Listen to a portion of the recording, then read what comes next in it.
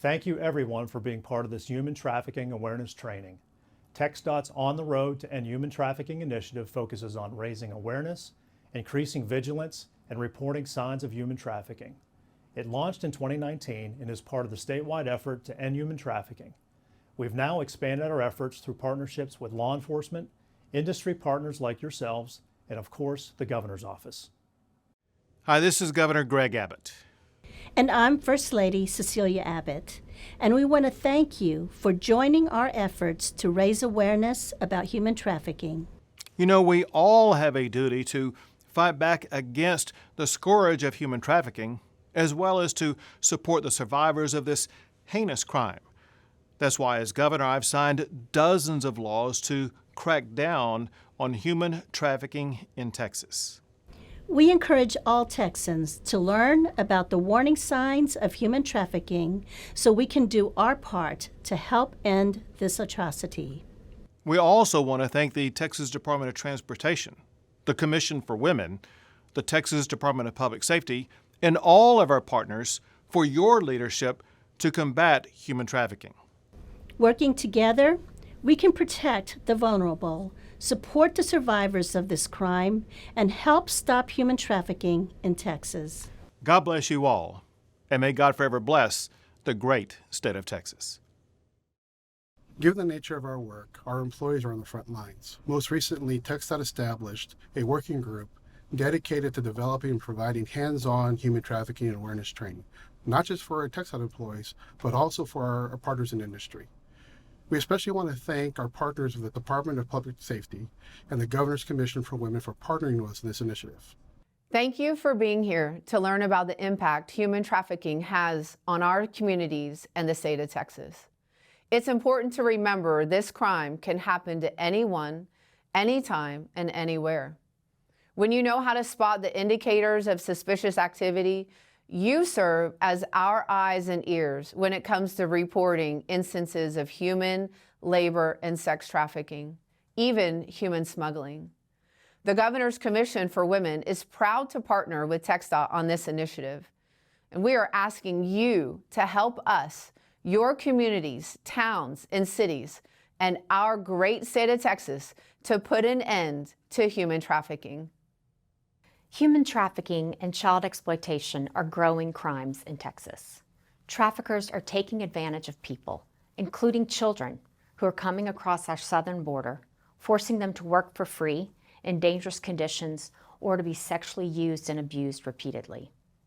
We have victims from Texas and other parts of the United States also, who are being exploited in our cities, suburbs, and rural areas, online or in person, by people they know, people they trust, and even people they love. Sadly, we see family members trafficking their own children. This is why it's so important, and we are so grateful that you are joining us on the road to ending human trafficking. Vigilance can and does make a difference. Some watchful Austin District employees were able to recognize some indicators of labor trafficking and ended up helping a group of contractors by reporting what they saw and ultimately putting an end to some critical work conditions. As a contract administrator, I'm used to working with our supervisors to resolve contract issues and sometimes performance issues. A couple of summers ago, I started receiving calls and emails from supervisors who had the same contractor for litter pickup. They were concerned about the condition of the contractor's crews in the field, citing excessive heat and a lack of water and resources. The crews were also telling our inspector things about their living situation that raised some red flags, that they were all living together and rode to work together in the same van. The crew was working in July in extreme heat, and as it turns out, the superintendent would often leave for hours at a time to empty the trash trailer, leaving the crew without any way to stay hydrated. If any of them would have had a medical emergency due to the heat, the inspector would have been the only one there to help. Our inspector ended up providing most of the water and had to refill his water cooler multiple times a day. It was not an ideal situation, to say the least. Plus, the crew ended up trying to flag down every white vehicle they saw, thinking it was TxDOT. We started asking questions and found out the workers were paid $10 a mile instead of the hour. Plus, if workers had to repick sections of road, they weren't paid for it. The contractors set unrealistic goals with monetary penalties if the goals weren't met, which encouraged the crew to rush through their work instead of doing a good job the first time. It was also our understanding that many of the crew members were homeless. Most of you know what it's like to work in the heat in Texas in the middle of the summer. It's just not easy. But more often than not, they didn't eat enough food to get them through the day. The combination of walking miles in the heat, not having their own water supply, and not eating enough food caused concern for their health and safety. Once we had all the facts straight, we contacted the district immediately. Thank goodness they did, too. Otherwise, we never would have known. The first thing we did, stop work. Fortunately, we had just watched the TxDOT training for human trafficking awareness, and we knew we needed to act fast. We spoke to our director of operations, our DE, and took statements from our supervisors. We worked together to report it to compliance. We also contacted the company's owners and Texas Workforce Commission to alert them of our concerns. We figured, even if this doesn't qualify as official labor trafficking, it's still not the right way to treat people. We hope this training helps you feel more confident about your ability to recognize indicators of this crime and how to properly take action when it comes to reporting possible instances of human and labor trafficking, as well as human smuggling. Hello, and thank you for joining us for this training. My name is Lavisa Matthews. In addition to my employment with the Texas Department of Transportation, I'm also a certified victim advocate trainer through the National Organization for Victims Assistance. Traffickers are using our highways to exploit their victims, but because of the type of work we do, TxDOT construction and maintenance inspectors, contractors, and industry partners, we are in a prime position to spot suspicious activity, report it, and put an end to someone's experience of modern-day slavery. The U.S. State Department defines human trafficking as the use of force, fraud, or coercion to obtain some type of labor or commercial sex act. However, when it comes to minors, no force, fraud, or coercion is required. Children involved in commercial sex acts are always victims under the law. Every year, millions of men, women, and children are trafficked worldwide, including right here in our own backyard. It can happen in any community, and victims can be any age, race, gender, or nationality. Traffickers might use violence, manipulation, or false promises of well-paying jobs or even romantic relationships to lure victims into trafficking situations. Some examples of sex trafficking could be a mom who sells her daughter to men for sex in exchange for drugs, or a runaway boy who is picked up by a guy on the street and trades sex with the guy for a place to stay that night. Labor trafficking includes situations of debt bondage, forced labor, or involuntary child labor. Labor traffickers use violence, threats, lies, and other forms of coercion to force people to work against their will in a variety of industries. Labor trafficking may look like a nanny who lives and works in the same house, has no access to a phone or computer, isn't paid for her work, and isn't allowed to leave. She's under the control of the family who lives there. It could also be a construction worker who works extreme hours, receives little to no pay, while their boss holds on to their identification documents or visas. They could also be told that they have to work until they pay off debts that their manager feels are owed to them. Again, it's all about maintaining control over the victim. It's important to note that human trafficking is a hidden crime. We don't have true numbers on how many victims are out there. Victims are often unable to leave their situation to report it, so human trafficking remains an underreported crime. But here's what we do know. 25 million people are being subjected to this modern-day form of slavery around the world, according to the Texas Attorney General.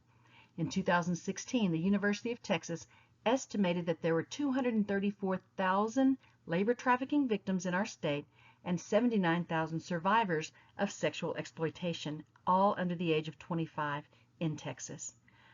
Trafficking in all forms is degrading.